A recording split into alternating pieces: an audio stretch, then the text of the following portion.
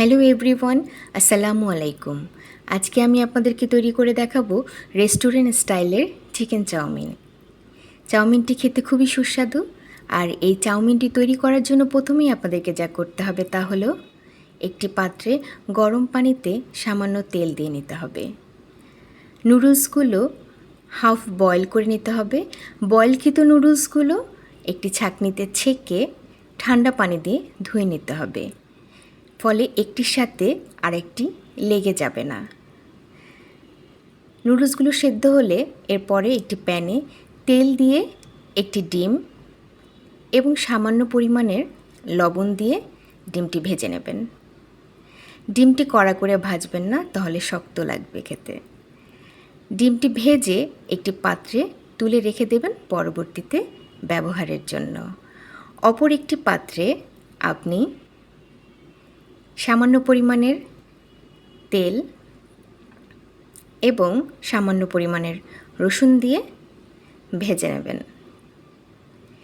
এই ভাজা রসুনের ভেতরেই আপনি 1 কাপ পরিমাণের চিকেন নিয়ে ভেজে নেবেন। চিকেনটি ভালোভাবে ভেজে নিয়ে এতে 1 চা চামচ লবণ, 1 চা চামচ সয়া সস দিয়ে নেড়ে চেড়ে আবার ভেজে নেবেন। চিকেনটি ভালোভাবে ভাজা হয়ে গেলে এতে 1 কাপ পরিমাণের ক্যাপসিকাম, 1 কাপ পরিমাণের গাজর কুচি দিয়ে ভালোভাবে ভেজে নিতে হবে। ভাজা হয়ে গেলে এতে আপনি 1 চা চামচ লবণ, 1 চা চামচ গোলমরিচ গুঁড়া এবং 1 চা চামচ টমেটোর সস দিয়ে আবার নেড়ে নেবেন।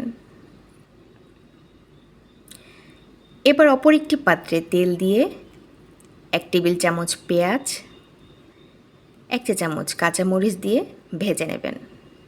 ভালোভাবে ভাজা হয়ে গেলে আগে ভেজে রাখা ডিমগুলো এতে দিয়ে দেবেন এবং আগে থেকে ভেজে রাখা চিকেন এবং ভেজিটেবলগুলো এতে অ্যাড করে দেবেন। ভালোভাবে নেড়েচেড়ে এবার আমার হাফ বয়েল করে রেখে দেওয়া নুডলসগুলো দিয়ে দিব। ভালোভাবে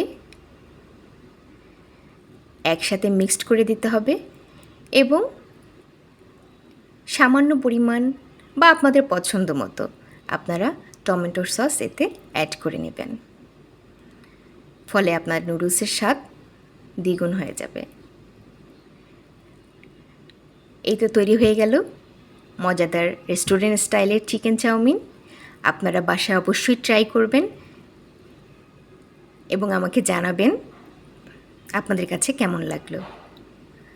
তো অবশ্যই ট্রাই করবেন।